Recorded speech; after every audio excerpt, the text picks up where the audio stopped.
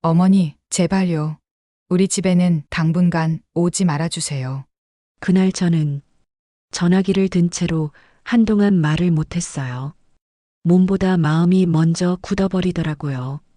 며느리에게서 그 말을 들은 날을 저는 아직도 또렷하게 기억합니다. 그날도 그냥 평범한 오후였어요. 점심 먹고 설거지 정리하고 화분에 물 좀 주고 TV는 켜놓고 잘 보지도 않던 그런 날이었죠. 그때 전화기가 울렸고 화면에 윤지 이름이 떴습니다. 어머니, 우리 집에는 당분간 오지 말아주세요. 그 한마디를 듣는 순간 머릿속이 하얘졌어요. 제가 뭘 잘못했는지, 언제부터 이런 마음이 생겼는지 도무지 감이 오지 않았습니다. 내가 그렇게까지 불편한 사람이 됐나? 내가 뭘 잘못한 걸까? 그날 이후로 제 마음은 한동안 제자리만 맴돌았어요. 오늘은 그날 전화 한 통에서 시작된 이야기, 그리고 제가 어떻게 마음을 정리해 왔는지 천천히 들려드리려고 합니다. 혹시 저처럼 자식 집 문 앞에서 마음 졸인 적 있는 분들께 조금이라도 위로가 되면 좋겠다는 생각으로요. 살다 보면 참 별일이 다 있어요. 조금 마음이 쓰이셨다면 구독이랑 좋아요로 작은 응원 한 번만 부탁드릴게요. 이제 드라이브 영상 보시면서 오늘 이야기를 차분히 이어가 볼까요? 그날 오후 저는 평소처럼 집안일을 마무리하고 있었습니다. 싱크대 위 그릇들 정리하고 행주를 한번 쭉 짜서 걸어두고 화분에 물도 조금 뿌려주고 있었지요. 그때 식탁 위에 두었던 전화기가 울렸습니다. 화면에 윤지 이름이 또렷하게 떠 있었어요. 손주들 사진 보내나 보다. 그렇게 생각하면서 괜히 마음이 먼저 반가워졌습니다. 윤지야. 늘 하던 대로 부드럽게 전화를 받았는데 며느리 목소리가 평소랑 달랐어요. 어머니, 지금 통화 괜찮으세요? 평소에는 어머니, 뭐 하세요? 하고 밝게 전화하던 애였거든요. 그날은 말끝이 자꾸 맺히고 괜히 조심스러운 기운이 느껴졌습니다. 왜 무슨 일 있니? 너 어디 아픈 것 같아? 제가 이렇게 묻자 잠깐 숨 고르는 소리가 들렸어요. 말을 하려다가 멈춘 것 같은 작은 떨림이 느껴졌습니다. 그리고 바로 그 말이 나왔습니다. 어머니, 우리 집에는 당분간 오지 말아주세요. 순간 정말로 머리가 하얘졌습니다. 손에 들고 있던 행주가 허공에 그대로 멈췄어요. 아니, 그게 무슨 말이니? 내가 뭐 잘못했어? 겨우 그 말이 나왔습니다. 제 목소리도 조금 떨리더라고요. 윤지가 천천히 말을 이었습니다. 어머니 잘못은 아니에요. 근데 아이 교육도 그렇고 집 분위기도 그렇고 저도 좀 예민해져 있는 것 같아요. 조금만, 진짜 조금만 시간을 두고 싶어요. 단어들은 들리는데 무슨 말인지는 잘 모르겠더라고요. 내가 너무 자주 갔어? 내가 뭐 기분 나쁘게 말한 적 있어? 너 불편하게 하려는 마음은 아니었어. 제가 최대한 조심스럽게 물었지만 윤지는 끝까지 딱 잘라 말은 안 했습니다. 그냥 저도 우리 집만의 방식으로 한번 해보고 싶어요. 어머니가 잘못하신 건 아니에요. 근데 제가 좀 지치는 것 같아요. 조금만 기다려주세요. 목소리가 살짝 떨렸습니다. 울컥한 건지 참는 건지 헷갈리는 톤이었어요. 저는 더 물어보질 못하고 그냥 이렇게 말했습니다. 그래, 알겠다. 몸은 괜찮지? 네, 괜찮아요. 죄송해요, 어머니. 전화는 그렇게 끝났습니다. 전화를 끊고 나니 집안이 확 비어버린 느낌이 들었어요. 햇빛도 그대로인데 괜히 방이 어두워진 것 같았습니다. 한참 동안 식탁 의자에 앉아서 아무 생각도 못하고 있다가 결국 아들한테 전화를 했습니다. 현우야, 너 지금 통화 괜찮니? 네, 괜찮아요, 엄마. 무슨 일 있어요?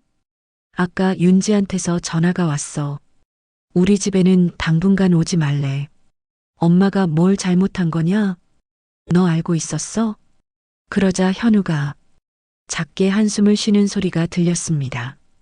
아, 엄마, 윤지가 그렇게 얘기할 건가요? 그래, 근데 이유를 모르겠다. 엄마가 뭘 그렇게 잘못했냐, 현우야. 제 목소리에 저도 모르게 서러움이 묻어나왔습니다. 엄마가 잘못한 건 아니에요. 진짜예요. 그냥 요즘 집 분위기가 좀 그래요. 윤지가 많이 예민해져 있어요. 엄마 너무 마음 쓰지 마세요. 예민해졌다는 게 도대체 무슨 뜻이냐? 내가 집에 가서 설거지도 해주고 애들 밥도 챙겨줬잖아. 그게 그렇게 힘든 일이었냐? 잠깐 동안 전화기 너머에서 말소리가 끊겼습니다. 그 침묵이 오히려 더 아프게 느껴졌어요. 엄마, 그냥 당분간만 좀 쉬어요. 나중에 제가 한번 얘기해 볼게요. 끝까지 속이 시원한 대답은 듣지 못했습니다. 전화를 끊고 나니 시계 초침 소리가 유난히 크게 들리더군요. 그날 오후 저는 한참 동안 휴대폰만 멍하니 바라보고 있었습니다. 그날 밤 잠이 잘 오질 않았습니다. 불을 끄고 누우면 윤지가 했던 말이 계속 떠올랐어요. 우리 집에는 당분간 오지 말아주세요. 한 문장이었는데 머릿속에서 계속 반복됐습니다. 가만히 누워 있다가 저는 예전 일을 떠올렸습니다. 처음 며느리를 만났던 날부터요. 현우가 처음 윤지를 집에 데리고 왔을 때 저는 조금 긴장되면서도 내심 기분이 좋았습니다. 아, 우리 현우도 이제 가정을 꾸리겠구나. 밥상을 차려놓고 둘이 마주 앉아 있는 모습을 보는데 괜히 가슴이 뭉클했지요. 윤지는 조용한 편이었지만 예의 바르고 공손한 애였습니다. 어머니, 이 김치 진짜 맛있어요. 그 말 한마디에 제 마음이 확 풀렸어요. 그래, 더 먹어. 그날 저는 그 애가 참 마음에 들었습니다. 결혼 준비할 때도 현우 월급만으로는 집 전세 구하기가 빠듯했어요. 저랑 남편이 노후 준비하던 돈을 조금 빼서 아이들 신혼집을 도와줬습니다. 젊을 때 시작이 어렵지. 집이라도 하나 잡아줘야 숨 쉬지. 남편이 이렇게 말했고 저도 같은 마음이었어요. 우리가 할 수 있는 건 이 정도구나. 그렇게 생각했습니다. 결혼 후에도 저는 일부러 너무 자주 가지 않으려고 했습니다. 제 또래 사람들은 시댁이 너무 많이 드나들어서 힘들었다는 이야기를 많이 하잖아요. 저도 예전에 시어머니 때문에 속상했던 일이 있어서 나는 그러지 말아야지 마음 먹고 있었거든요. 그래도 손주가 태어나고 나니까 그게 잘 안 되더라고요. 지호가 태어났을 때 작은 손을 꼭 쥐고 있는 모습만 봐도 가슴이 벅찼어요. 산후조리원에서 집으로 올 때 저는 반찬을 한가득 싸들고 갔습니다. 어머니, 이렇게까지 안 하셔도 되는데요. 입으로는 그렇게 말했지만 표정은 고마워하는 것처럼 보였어요. 그 뒤로도 현우가 야근한다는 날이면 저는 슬쩍 들렀습니다. 애 재우고 설거지 좀 해주고 냉장고 재료 모아서 찌개 하나 끓여놓고 빨래도 돌려놓고 왔어요. 어머니 덕분에 살아요. 윤지가 이렇게 말할 때마다 내가 그래도 쓸모가 있구나 싶어 마음이 든든했습니다. 근데 돌아보니 그 사이에 작은 일들이 하나둘 쌓이고 있었더라고요. 한 번은 지호가 밥을 잘 안 먹길래 제가 습관처럼 말했습니다. 지호야, 밥 좀 더 먹어야지. 그렇게 남기면 안 되는 거야. 그러자 윤지가 웃으면서 말했어요. 어머니, 요즘에는 애들한테 그렇게 억지로 안 먹인다고 하더라고요. 안 먹고 싶으면 그만 먹게 해주는 게 좋대요. 그때 저는 요즘 방식이 그렇다니까 그러려니 하고 넘겼습니다. 또 한 번은 부엌 싱크대를 정리해 준다고 아들 집 찬장을 몽땅 꺼내서 다시 정리한 적이 있어요. 저 나름대로는 쓰기 편하게 해준다고 한 일이었습니다. 그날 저녁에 현우에게서 전화가 왔어요. 엄마, 오늘 집에 와서 정리도 해주셨다면서요. 고마워요. 근데 다음에는 윤지한테 한 번만 물어보고 해주세요. 윤지가 조금 당황했던 것 같아요. 그 말을 듣고 제가 살짝 마음이 걸렸습니다. 아, 내가 너무 내 방식대로만 했나? 그때 한 번 더 잘 물어봤어야 했는데 그냥 넘겼던 것 같아요. 지금 생각해보면 그런 작은 순간들이 조금씩 쌓이고 있었던 것 같아요. 그때는 몰랐습니다. 그게 이렇게까지 큰 벽이 될 줄은요. 며느리에게 당분간 오지 말아달라는 말을 듣고 나서 저는 일부러 휴대폰을 멀리 두고 지냈습니다. 가까이 두면 괜히 자꾸 화면을 들여다보게 되더라고요. 오지도 않는 전화, 오지도 않는 문자 기다리는 일이 더 서러웠어요. 아침에 눈 뜨면 제일 먼저 하던 일이 손주들 사진 보는 일이었는데 어느 순간부터 그것도 눌러보기가 겁이 났습니다. 웃고 있는 얼굴을 보면 기쁜 것보다 마음이 먼저 아려왔어요. 주말이 되자 예전 습관이 나왔습니다. 장바구니를 들고 현관 신발을 신다가 문득 정신이 번쩍 들었어요. 아, 이제는 가면 안 되는구나. 신발을 다시 벗고 장바구니를 내려놓는데 부스럭 소리가 괜히 더 쓸쓸하게 들렸습니다. 집안에 혼자 있으니 시간이 참 길게 가더군요. TV를 켜도 내용이 머리에 안 들어오고 그냥 사람 목소리가 필요해서 소리만 켜두는 날이 많았습니다. 저녁이 되면 밥을 할지 말지 한참을 서서 생각했어요. 혼자 먹는데 뭘 이렇게까지 차려 먹나? 결국 김치에 라면 하나 끓여 먹고 설거지도 안 하고 그대로 둘 때도 많았습니다. 밤이 되면 집은 더 조용했어요.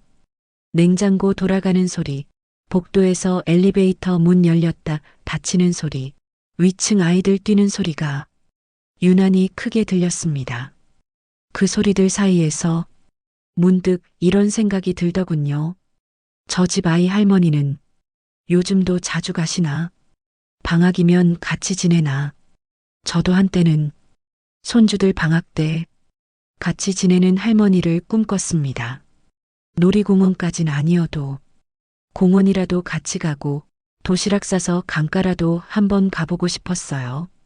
그러다 어느 날 결국 지호에게 전화를 걸었습니다. 지호야, 할머니야. 할머니. 아이 목소리는 예전이랑 똑같이 밝았습니다. 그 소리만 들어도 조금 살 것 같았어요. 요즘 학교는 어때? 힘들진 않지? 응, 괜찮아요. 근데 엄마가 요즘 좀 피곤하대요. 그 말이 이상하게 귀에 남았습니다. 그래, 엄마 힘들겠다. 나중에 할머니가 집에 가면 맛있는 거 해줄게. 지호는 뭐 먹고 싶어? 근데 엄마가 그러는데요. 할머니랑은 할머니 집에서 보자고 했어요.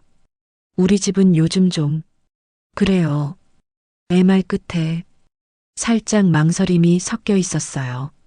뒤에서 윤지 목소리가 작게 들렸습니다. 지호야, 통화 오래 하지 말아요. 저는 서둘러 마무리했습니다. 그래, 알겠다. 공부 잘하고 나중에 할머니 집에 놀러와. 전화를 끊고 나니 우리가 어느 정도 거리에 서 있는지 조금 보이는 것 같았습니다. 그날 밤 저는 작은 수첩을 꺼냈습니다. 괜히 마음이 답답해서 글자라도 적어보고 싶더라고요. 나는 어디서부터 잘못 온 걸까? 도와준다고 한 게 오히려 애들 숨막히게 만든 건 아닐까? 내가 정이라고 믿고 한 일들이 요즘 애들 눈에는 무거운 짐처럼 보였던 건 아닐까? 글씨는 삐뚤빼뚤했지만 적다 보니 조금은 가벼워졌습니다. 나이 들어서 제일 서러운 게 뭔가 생각해 보니 몸 아픈 것도 돈이 부족한 것도 아닌 것 같더라고요. 마음을 편하게 털어놓을 사람이 점점 줄어든다는 거, 그게 제일 서러웠습니다. 그 며칠 동안 그 작은 수첩이 제 친구 같았습니다. 며칠이 더 지나 장을 보러 동네 마트에 갔는데 성당 동생을 우연히 만났습니다. 언니, 요즘 왜 이렇게 야위셨어요? 어디 아픈 것 같아요. 저는 웃으면서 손을 저었어요. 아이고, 나이가 드니까 그렇지 뭐. 집에만 있으니까 살이 빠지는 것 같아. 그렇게 넘기려 했는데 동생의 눈빛이 뭔가 눈치챈 것처럼 보였습니다. 며느리네 집이 여기서 가깝다 그랬죠? 요즘도 자주 다니시나 봐요. 손주들 보느라 더 바빠지셨나 봐요. 그 말에 순간 대답이 막혔습니다. 어디까지 말해야 할지 헷갈리더군요. 요즘 애들이 바빠서 나도 이제는 좀 쉬려고 생각 중이야. 대충 그렇게 말하고 말았습니다. 그러자 성당 동생이 조심스럽게 이런 말을 하더군요. 언니, 요즘 젊은 사람들은요, 집에 누가 자주 오면 부담스럽다는 애들이 많아요. 도와주려고 그러는 건 아는데 그게 또 스트레스인 애들도 있더라고요. 그 말을 듣는데 괜히 가슴이 뜨끔했습니다. 우리 성당 어떤 집도 그랬잖아요. 시어머니가 도와준다고 자주 갔었는데 며느리가 나중에 조금만 덜 왔으면 좋겠다. 그랬다더라고요. 도와주는 사람도 힘들고 받는 사람도 힘들었겠죠. 집에 오는 길에 저는 괜히 며느리네 아파트 쪽으로 발걸음을 돌렸습니다. 멀리서 건물만 바라보면서 저 창이 지호방인가, 윤지는 지금 뭐 하고 있을까? 혼자 상상을 했지요. 그날 저녁, 현우에게 문자가 하나 왔습니다. 엄마, 다음 주에 시간 괜찮아요? 나 혼자 잠깐 들를게요. 그 한 줄에 여러 가지 마음이 섞여 올라왔습니다. 드디어 뭔가 얘기를 하려나, 아니면 그냥 안부만 물으려나. 약속한 날, 저는 아침부터 집을 한번 쓸고 닦고 현우 좋아하던 갈비찜도 해놨습니다. 현우가 들어오자 일부러 평소처럼 말했어요. 왔냐? 얼굴 보기 참 힘들다. 엄마는 맨날 그 소리예요. 현우가 웃긴 했는데 어딘가 어색한 기운이 있었습니다. 밥을 먹다가 결국 제가 먼저 물었습니다. 현우야. 네, 엄마. 그날 윤지가 했던 말 있잖아. 엄마는 아직도 모르겠다. 엄마가 뭘 그렇게 잘못했냐? 현우가 젓가락을 내려놓고 잠깐 깊게 숨을 쉬었습니다. 엄마가 잘못한 건 아니에요. 진짜예요. 근데 요즘에는요, 집이라는 공간을 되게 민감하게 생각하는 사람들이 있어요. 무슨 말이냐? 엄마 입장에서는 도와주려고 자주 가신 거잖아요. 근데 윤지 입장에서는 집에 누가 자주 오면 늘 준비를 해야 되고 집도 치워야 되고 자기 방식대로 못하는 느낌이래요. 엄마가 싫어서 그런 건 아니에요. 그냥 자기도 자기 집은 자기 방식대로 한번 해보고 싶대요. 그 말을 듣는데 머릿속 한 구석에서 옛날 제 모습이 떠올랐습니다. 시골 살 때 시어머니 발소리만 들려도 괜히 가슴이 조여들던 때가 있었어요. 또 뭐라고 하실까? 집 더럽다고 하시면 어쩌지? 그 생각부터 들었거든요. 그리고요, 엄마. 교육 문제도 좀 있었어요. 교육이 뭐가 어땠는데? 내가 애들한테 뭐 잘못 가르쳤냐? 제 목소리가 조금 올라갔습니다. 그게 아니고요. 엄마가 지호한테 밥 남기면 안 된다고 자주 말씀하시잖아요. 먹기 싫어도 참고 먹어야 된다고도 하시고요. 엄마 세대에는 다 당연한 말이었는데 요즘에는 그런 말들이 아이들한테 부담될 수 있다고 하더라고요. 윤지는 자기 방식대로 키워보고 싶었던 것 같아요. 그제야 저는 지호 밥그릇 붙들고 했던 말들이 떠올랐습니다. 현우가 마지막으로 이렇게 말했습니다. 엄마, 윤지가 엄마 싫어하는 거 아니에요. 그건 정말 아니에요. 근데 자기 집에서는 자기 방식대로 해보고 싶은 거예요. 엄마가 조금만 그걸 이해해 주시면 좋겠어요. 그 말을 듣는데 가슴이 좀 시큰했습니다. 서럽기도 하고 또 한편으로는 어느 정도 이해도 됐어요. 현우가 집에 간 뒤 싱크대에 쌓인 그릇들을 보면서 한동안 움직이지 못했습니다. 나는 그냥 도와줄 생각이었는데 이 말이 입안에서 계속 맴돌았어요. 눈물이 자꾸 나와서 몇 번이나 닦았습니다. 도와준다는 마음이 누군가에게는 너무 깊이 참견한다라는 느낌이 될 수 있다는 걸 머리로는 알고 있었는데 막상 제 일이 되니까 받아들이기가 쉽지 않더라고요. 소파에 앉아서 한참을 있다가 다시 수첩을 꺼냈습니다. 나는 왜 그렇게 자주 갔을까? 왜 안 가면 안 될 것처럼 느꼈을까? 가만히 생각해 보니 그 안에는 손주들에 대한 마음만 있었던 건 아닌 것 같았습니다.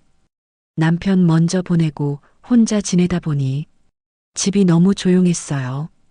TV 소리, 냉장고 소리만 있는 집이 내 집 같지 않을 때가 많았습니다. 근데 아이들 집에 가면 누군가는 항상 움직이고 있었습니다.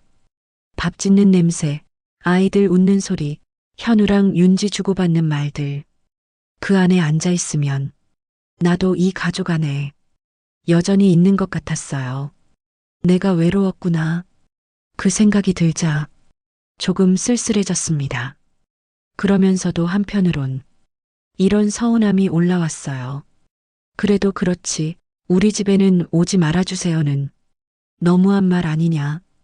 조금만 덜 와주세요와 오지 말아주세요는 분명히 큰 차이가 있었습니다. 그 말이 제 가슴을 깊게 찌르고 지나갔어요. 그래도 시간이 지나면서 조금은 다른 생각도 들었습니다. 예전에 어린 현우가 이렇게 말한 적이 있어요. 엄마, 우리 집에 손님 오면 좋을 때도 있는데 가끔은 너무 피곤해요. 손님 맞이 준비도 해야 되고 치우는 것도 힘들어요. 그때 저는 대수롭지 않게 넘겼습니다. 사람 사는 게 다 그렇지. 손님 오면 번거롭긴 해도 정이 있어야지. 그렇게 말했었는데 이제는 제가 그 손님 자리에 서게 된 거지요. 세상은 변했는데 나는 그대로였구나. 이런 생각도 들었습니다. 그래서 수첩에 이렇게 적었습니다. 나는 아이들 집에서 어른이라고만 생각했다. 이제는 그 집의 손님이 되어야 할지도 모르겠다. 글을 다 쓰고 나니 마음이 조금 가라앉았습니다. 며칠 동안 저는 일부러 먼저 연락을 하지 않았습니다. 한 번쯤 전화를 해보고 싶은 마음이 없었던 건 아니에요. 그래도 지금은 가만히 있는 게 차라리 나을 것 같았습니다. 그 대신 앞으로 어떻게 할지 제 마음부터 정리해 보기로 했습니다. 계속 서운한 마음만 붙들고 살 건가? 아니면 한번 마음을 접고 조금 물러서 줄 건가? 솔직히 말하면 둘 다 쉽게 안 됐어요. 우리 세대는 부모가 해준 것은 잘 기억합니다.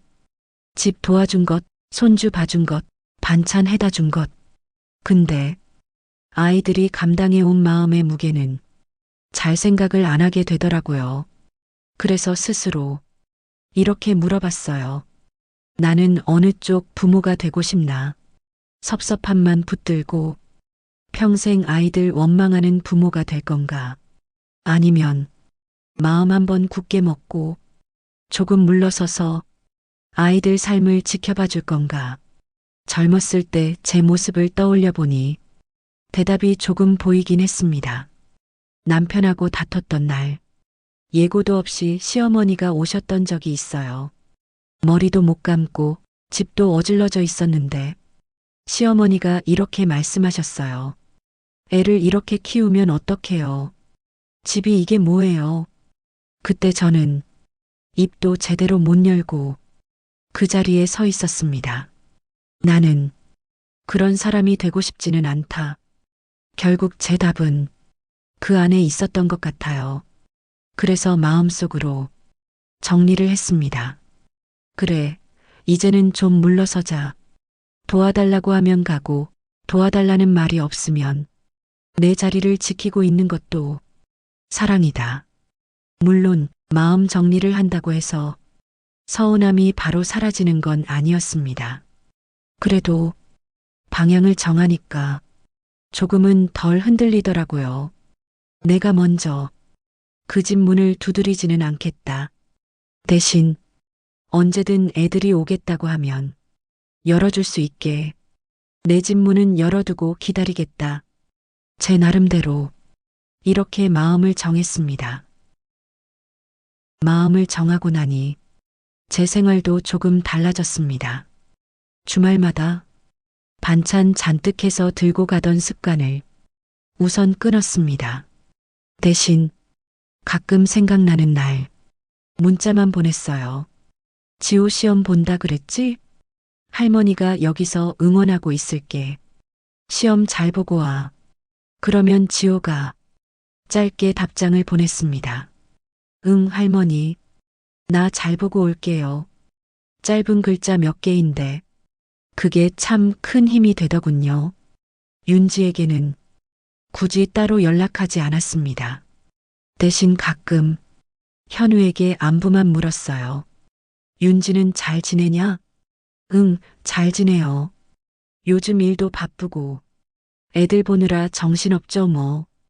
그 말만으로도 어느 정도는 안심이 됐습니다. 그러던 어느 날 현우에게서 문자가 왔어요. 엄마, 다음 주에 지호 졸업식 있어요. 엄마도 같이 오실래요? 윤지가 엄마도 오셨으면 좋겠대요. 그 문자를 보는 순간 가슴이 쿵 내려앉았다가 다시금 올라오는 느낌이었습니다. 아, 그래도 시간이 지나니까 이렇게 다시 부르기도 하는구나. 졸업식 날 저는 일부러 너무 눈에 띄지 않게 조금 일찍 학교에 갔습니다. 강당 뒤쪽에 조용히 앉아 아이들 입장하는 모습을 지켜봤어요. 잠시 후 현우, 윤지, 지호, 시우가 함께 들어오는 모습이 보였습니다. 지호가 저를 보더니 손을 흔들었어요. 할머니, 그 한마디에 눈물이 핑 돌았지만 참았습니다. 행사가 끝나고 학교 앞에서 사진을 찍을 때 윤지가 조심스럽게 다가와 말했습니다. 어머니, 와주셔서 감사해요. 그 말 속에 여러 마음이 섞여 있는 것 같았어요. 저는 그냥 웃으면서 이렇게 말했습니다. 그래, 애들 크는 걸 어떻게 안 보러 와. 윤지도 고생 많았다. 윤지가 잠깐 눈을 마주 보더니 작게 웃었습니다. 집에 돌아오는 길에 버스 창밖을 보면서 이런 생각이 들었습니다. 그래, 우리가 예전처럼 매주 드나드는 사이는 아닐지 몰라도 그래도 아직 서로 얼굴 보고 같이 사진 정도는 찍을 수 있는 가족이구나. 세게 쥐고 있던 손을 조금 느슨하게 푼 느낌이었어요. 살다 보니 가족이라고 해서 늘 가까이 붙어 있는 것만이 답은 아니더라고요. 우리 세대는 가깝게 살수록 뭐든 같이 하고 도와주고 나눠 먹는 게 가족의 도리라고 배웠습니다. 근데 요즘 아이들은 서로의 삶을 존중해주는 만큼 거리를 두는 것도 사랑이라고 생각하는 것 같아요. 처음에는 그게 참 낯설었고 억울하기도 했습니다. 내가 이렇게 해줬는데 왜 이렇게까지 말을 하지? 이 마음이 속에서 계속 올라왔어요. 근데 시간을 두고 조금 떨어져서 보니까 우리가 정이라고 믿어온 것들 중에 상대 숨을 조이는 것도 섞여 있었던 것 같습니다.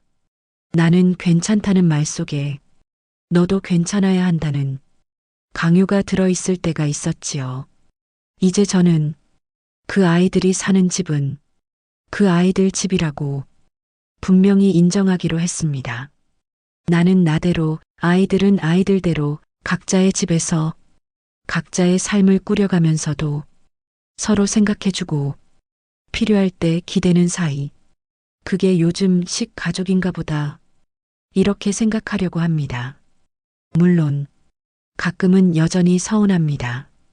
손주 어렸을 때 사진을 보면 그때처럼 안아주고 싶고 한 번씩 꼭 끌어안고 싶은 마음이 지금도 있어요.